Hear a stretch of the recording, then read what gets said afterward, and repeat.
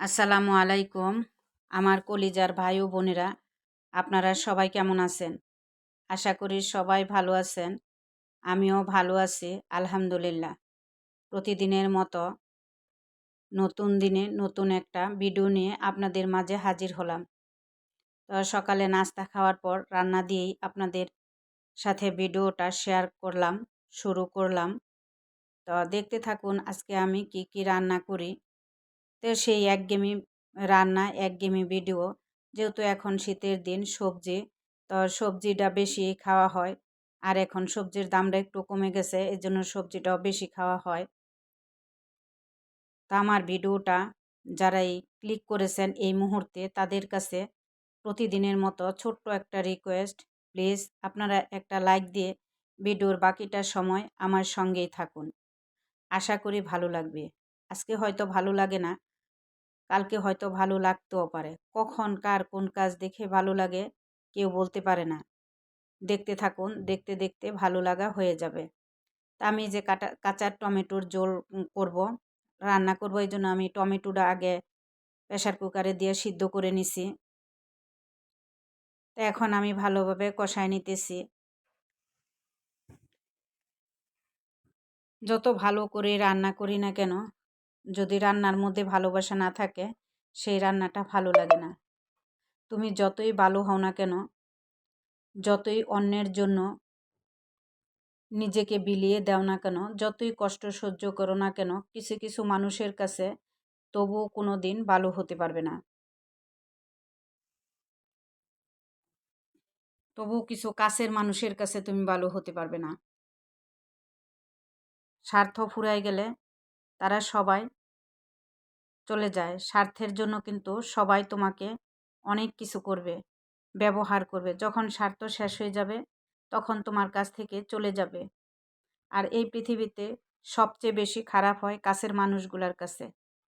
কারণ তারা অনেক কিছু আশা করে, অনেক প্রত্যাশা করে। যখন সব কিছু নেওয়া শেষ হয়ে যাবে তোমার কাছ থেকে, তখন তারা দূরে সরে যাবে। আসলে পানিতে না নামলে যেমন সাঁতার শেখা যায় না, খারাপ মানুষের সাথে না মিশলে তেমন মানুষ চেনা যায় না। আপনারা নিশ্চয় কচু পাতা চিনেন। কচু পাতার ওপরটা কিন্তু খুব সুন্দর সবুজে ঘেরা, আর ভিতরটা ঠিক তেমনই কিন্তু চুলকানিয়ে ভরা। তাই এমন কিছু কিছু মানুষ আছে যে তার দেখতে মুখোশটা কিন্তু খুব সুন্দর, মিশলে বোঝা যায় তার ভিতরটা কত ময়লা আবর্জনা। তারপরও আমাদের এর মাঝেই বাঁচতে হবে, এর মাঝেই সবার সাথে মিলেমিশে থাকতে হবে।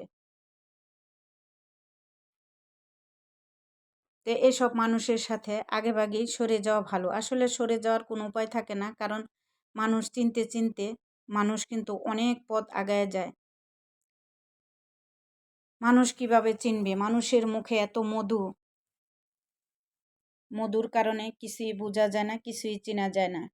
কথায় আছে না, মুখে মধু অন্তরে বিষ। এরকম কিছু মানুষ আছে, মুখে মধু অন্তরের বিষ।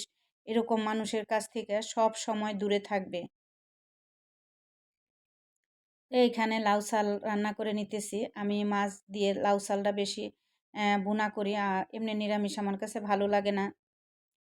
তা আমার ভিডিওটা যে যেখান থেকে দেখতেছেন, কাছে এবং দূরে, দেশ এবং দেশের বাহিরে, সবাইকে জানাই অন্তরের অন্তঃস্থল থেকে অফুরন্ত ভালোবাসা। আমার ভিডিওটা দেখতে দেখতে যদি ভিডিওর কোনো অংশে, কথায় বা কাজে ভালো লেগে যায়, তাহলে আমার চ্যানেলটা সাবস্ক্রাইব করে পাশে থাকা বেল আইকনটা অন করে দিবেন। তাহলে আমি ভিডিও ছাড়া মাত্রই আপনাদের কাছে পৌঁছায় যাবে। তো এখানে আমি যে ধনিয়া পাতা দিয়ে নিতেছি। এখন শীতের দিন, ধনিয়া পাতা ছাড়া তো চলবে না। যখন থাকবে না তখন খাবো না, এখন আছে এখন খাবো। যতদিন ধনিয়া পাতা টাটকা থাকে, ধনিয়া পাতা ফ্রোজেন করে রাখলে আমার কাছে ভালো লাগে না, এই জন্য আমি ফ্রোজেন করে রাখি না। আচার দিয়ে রাখি, কিন্তু ফ্রোজেন করে রাখি না। টাটকা ধনিয়া পাতাটাই আমার কাছে ভালো লাগে। তা আপুরা ভাইয়ারা যারা এই ভিডিওটা দেখেন, একটা লাইক দিয়েন প্লিজ। আমার লাইকের পরিমাণ কিন্তু একেবারেই কম। লাইক পড়তেছে না, মানে লাইকের চেয়ে কমেন্টই বেশি পড়ে।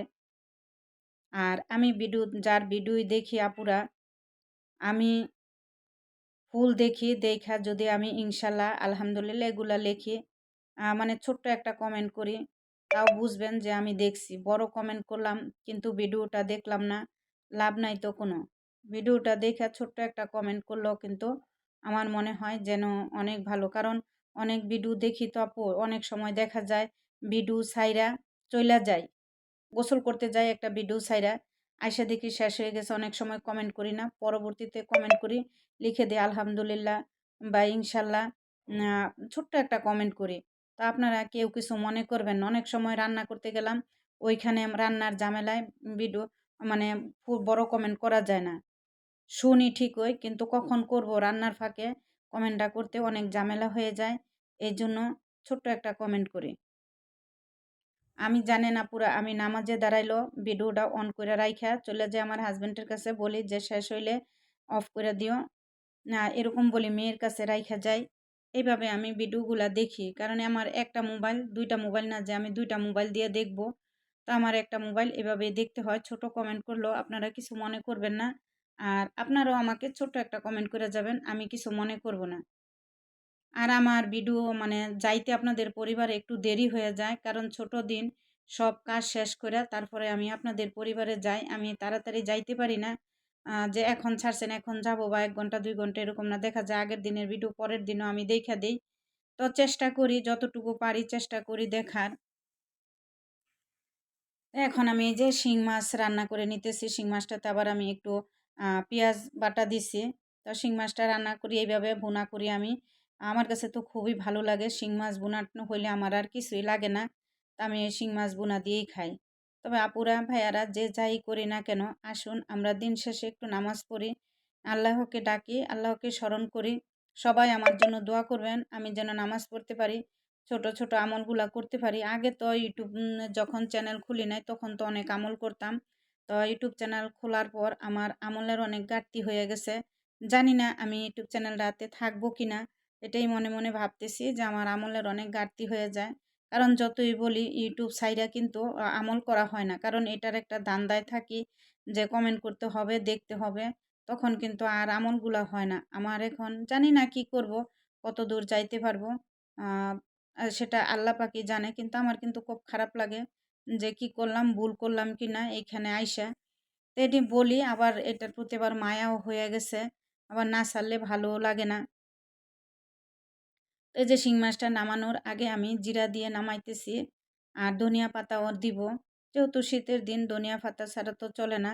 তো আপুরা, আমি কিন্তু গুছাইয়া কথা বলতে পারি না, এলোমেলো হয়ে যায়। যখন ভয়েস না দেই তখন মনে হয় অনেক কিছু আপনাদের সাথে শেয়ার করব, আর যখন ভয়েস দিতে আসি আমি তখন সব কিছু ভুলে যাই। জানি না কার এরকম হয়, কার কার এরকম হয়, আমাকে কমেন্টে জানাবেন। তো আমার আপুরা, অনেক আপুরা এসে কত সুন্দর করে গুছিয়ে কথা বলে, কত সুন্দর করে কাজ করে।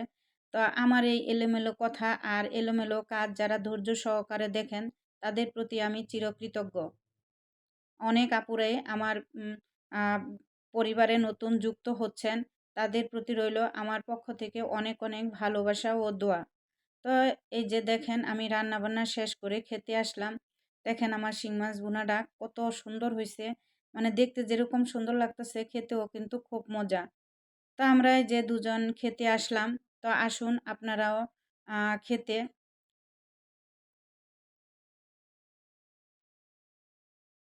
তো খাওয়া দাওয়ার পরে ভাবছি একটু পিঠা বানাবো।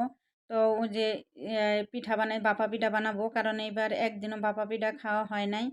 তো ভাপা পিঠাটা বানাইছি ঠিকই, কিন্তু সাজায়া ভিডিও করি নাই। ভিডিও করতে আমার মনে নাই, গরম গরম একটা একটা হয়েছে, আর একটা একটা দিছি, খেয়ে ফেলছে। তাই আর মানে এটার আর ছবি উঠাইলাম না। তো পিঠা খেতে খেতে আপনাদের কাছ থেকে বিদায় নিতে চাচ্ছি। সবাই ভালো থাকবেন, সুস্থ থাকবেন, নিজের প্রতি খেয়াল রাখবেন। আর আমার কোনো ভুল ত্রুটি হইলে সবাই ক্ষমার দৃষ্টিতে দেখবেন, কারণ আমি মানুষ, মানুষ মাত্রই ভুল হয়, আমিও ভুলের ঊর্ধ্বে নই। আসসালামু আলাইকুম।